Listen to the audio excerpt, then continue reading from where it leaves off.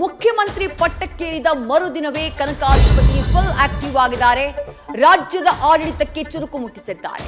ಅಧಿಕಾರಿಗಳ ಸಭೆ ಕರೆದು ಡಿಕೆಶಿ ವಾರ್ನಿಂಗ್ ಕೊಟ್ಟು ಹಿಸ್ಟ್ರಿ ಕ್ರಿಯೇಟ್ ಮಾಡುವ ಶಪಥಗೈದಿದ್ದಾರೆ.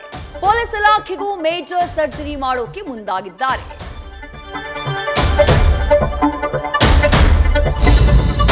ಕೆಪಿಸಿಸಿ ಸಾರಥಿಯಾಗಿ ಬಿಕೆ ಹರಿಪ್ರಸಾದ್ ನೇಮಕಗೊಂಡಿದ್ದಾರೆ. ಹಸ್ತಾಧಿಪತಿಯಾಗ್ತಿದ್ದಂತೆ ಡಿಕೆಶಿ ಮೇಲೆ ಹರಿತವಾದಂತಹ ಮಾತಿನ ಬಾಣ ಬಿಟ್ಟಿದ್ದಾರೆ. ಆಕ್ರಮಣಕಾರಿ ನಡೆಯನ್ನ ಅನುಸರಿಸಿ ಖಡಕ್ ಸಂದೇಶವನ್ನ ರವಾನೆ ಮಾಡಿದ್ದಾರೆ. ಹರಿಪ್ರಸಾದ್ ಆಡಿದ ಮಾತಿನ ಮರ್ಮ ಏನು ಅನ್ನೋ ಚರ್ಚೆ ಶುರುವಾಗಿದೆ.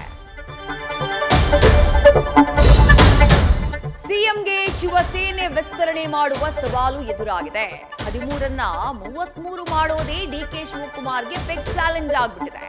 20 ಸ್ಥಾನಗಳ ಮೇಲೆ 50 ಶಾಸಕರು ಕಣ್ಣಿಟ್ಟಿದ್ದಾರೆ.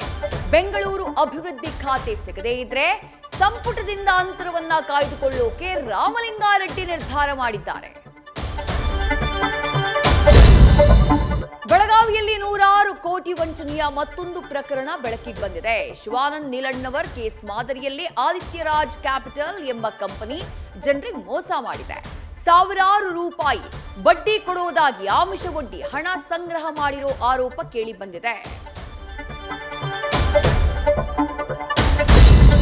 ಪಶ್ಚಿಮ ಬಂಗಾಳದಲ್ಲಿ ದೀದಿ ಕಟ್ಟಿದ್ದ ಕೋಟೆ ನುಚ್ಚು ನೂರಾಗ್ಬಿಟ್ಟಿದೆ. ಮಮತಾ ಬ್ಯಾನರ್ಜಿಯ ಸರ್ವಾಧಿಕಾರಿ ಧೋರಣೆಗೆ ಟಿಎಂಸಿ ಇಬ್ಭಾಗವಾಗಿದೆ. ಬಂಡಾಯವೆದ್ದಿದ್ದ ರಿತಬ್ರಾತ್ ಬ್ಯಾನರ್ಜಿಗೆ 58 ಶಾಸಕರ ಬೆಂಬಲ ಸಿಕ್ಕಿದೆ. ಟಿಎಂಸಿ ಪಕ್ಷದ ಜೊತೆಗೆ ವಿಪಕ್ಷ ಸ್ಥಾನವು ರೆಬಲ್ ನಾಯಕನ ಪಾಲಾಗಿದೆ.